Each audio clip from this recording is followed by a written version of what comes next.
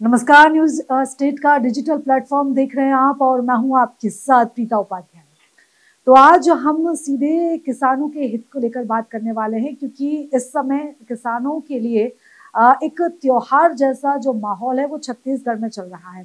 दरअसल धान खरीदी की जो प्रक्रिया है वो 15 नवंबर से शुरुआत उसकी छत्तीसगढ़ में हो चुकी है और धान खरीदी को लेकर किसानों में काफी उत्साह भी देखने को मिलता है, क्योंकि साल भर किसान इस समय का इंतजार करते हैं जब उन्हें उनकी मेहनत का उचित दाम मिलेगा, उनकी जो पैदावार है उसका उन्हें सही मूल्य मिलेगा। लेकिन इस बार छत्तीसगढ़ में स्थिति थोड़ी सी अलग दिखाई दे रही है। दरअसल धान खरीदी की प्रक्रिया की जो शुरुआत होनी थी उससे पहले ही समिति केंद्रों के जो कर्मचारी थे वो हड़ताल पर चले गए थे, इसलिए जो शुरुआत थी वो थोड़ी धीमी हुई। जो टारगेट्स सरकार की तरफ से तय किया गया था, जो प्रशासनिक तौर पर जो तैयारियां थी वो कहीं कम नजर आई, इसलिए शुरुआती जो रफ्तार थी वो काफी कम देखने को मिली। टारगेट यहाँ पर रखा गया है सरकार की तरफ से कि 80,000 क्विंटल धान खरीदी जो है वो इस बार की जाएगी। ये लक्ष्य सरकार की तरफ से निर्धारित किया गया है, लेकिन अभी तक जिस गति से धान खरीदी की प्रक्रिया चल रही है, अभी तक 4 लाख क्विंटल ही धान खरीदी हो पाई है। और इसी के साथ साथ आपको ये भी बता दें कि व्यवस्थाएं दुरुस्त करने की कोशिशें प्रशासन की तरफ से की गई है, वैकल्पिक व्यवस्था की गई है। हालांकि कर्मचारी अब हड़ताल से वापस लौट आए हैं, लेकिन अभी भी जो टारगेट तय सरकार की तरफ से किया गया है वो टारगेट हासिल करने में थोड़ी चुनौती का सामना सरकार को जरूर करना पड़ सकता है, क्योंकि अव्यवस्थाओं का आलम जरूर हर समिति केंद्र पर देखने को मिल रहा है। इस बार हम आपको ये भी बता देते हैं कि सरकार का ये प्रयास था कि किसानों को किसी तरह की कोई दिक्कत ना हो।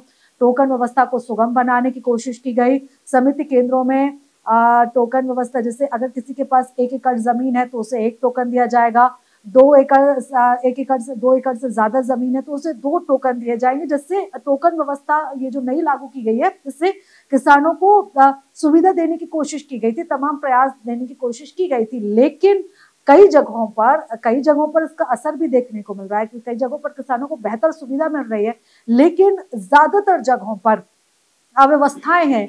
और उसकी प्रमुख वजह यही है कि कर्मचारी हड़ताल पर थे, नए लोगों को ट्रेनिंग दी गई, उन्हें इतने अच्छे से चीजें संभालनी आती नहीं थी, तो काफी अव्यवस्था जो है वो कई समिति केंद्रों पर देखने को मिली। इसको लेकर किसानों ने काफी नाराजगी भी व्यक्त की है।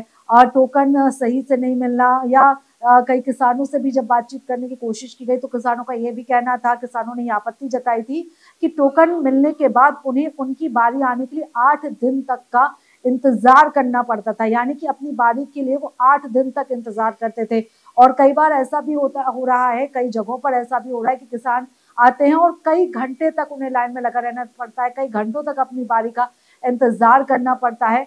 तो ये जो कुछ व्यवस्थाएं हैं इनको अब दुरुस्त करने की कोशिश की जा रही है। हालांकि लगभग 2.5 महीने तक ये पूरी प्रक्रिया चलेगी, जनवरी आखिरी तक, फरवरी तक लगभग ये धान खरीदी की जो पूरी प्रक्रिया है छत्तीसगढ़ में चलने वाली है।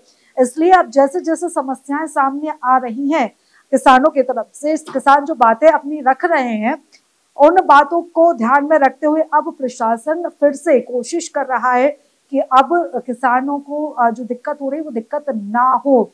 लेकिन अभी की जो फिलहाल स्थिति की हम बात करें तो जो एक उत्सव धान खरीदी को छत्तीसगढ़ में माना जाता था उसमें कहीं ना कहीं कमी होती हुई दिखाई दे रही है। इसी के साथ साथ ही अगर हम मध्य प्रदेश की बात करें तो मध्य प्रदेश में भी 1 दिसंबर से धान खरीदी की प्रक्रिया की शुरुआत होने वाली है। 1 दिसंबर से शुरुआत होगी, 30 जनवरी तक जो है वो इसकी जो पूरी प्रक्रिया है वो चलने वाली है। और कल से यानी कि 24 नवंबर से ज्वार और बाजरा की खरीदी भी सरकार ने इस बार जो है वो शुरू की है, जिससे जो किसान अगर धान की पैदावार नहीं कर पाए हैं, ज्वार बाजरा अगर किसी किसान ने उगाया है तो उनको भी उनके मेहनत का सही मूल्य मिल सके, सही दाम मिल सके। और मध्य प्रदेश में भी ये जो पूरी प्रक्रिया है वो भी उसकी भी शुरुआत हो चुकी है। ज्वार बाजरा भी सरकार इस साल से खरीद रही है। और इसी के साथ साथ आपको ये भी बता दें कि जैसे ही ये जो पूरी धान खरीदी जो प्रक्रिया जब खत्म होगी मध्य प्रदेश में तो उसके साथ साथ गेहूं खरीदी की प्रक्रिया भी सरकार की तरफ से शुरू की जाएगी। हालांकि अभी गेहूं खरीदी के लिए क्या कुछ एमएसपी निर्धारित किया जाएगा, इसके लिए थोड़ा इंतजार जरूर करना होगा। लेकिन इस बार जो धान खरीदी मध्य प्रदेश में की जानी है 1 तारीख से, इसको लेकर भी किसानों को जो है वो रजिस्ट्रेशन की सुविधा दी गई है, वो ऑनलाइन रजिस्ट्रेशन करवा सकते हैं।